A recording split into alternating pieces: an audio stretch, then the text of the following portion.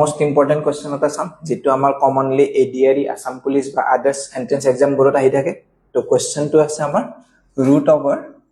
1296 equal to x squared then what is the value of x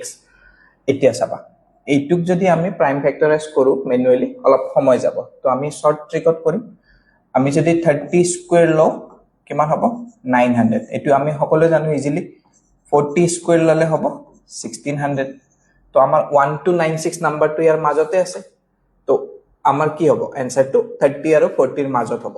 তো আনসাৰটোৰ কাৰণে আমি চাম ইউনিট ডিজিটটো আমাৰ ইউনিট ডিজিটটো আছে 6 6 হ'ব লাগিলে কি হ'ব হয়তো 4 স্কয়াৰ 4 4 যা 16 নাইবা 6 স্কয়াৰ হ'ব লাগিব 6 6 যা 36 তো ইউনিট ডিজিটত আমি 6 পাম 4 হলে আমাৰ হ'ব 34 6 হলে আমাৰ হ'ব 36 এতিয়া যদি আমি 34 লও x square equal to 34 then x equal to hobo root 34 hole amar answer aibo 5 point something 5.5 something aibo to ami jodi x square equal to 36 lo amar answer aibo 6 to amar option ot 6 ase point ot thaka option nai amar so amar answer hobo 6 to x equal to 6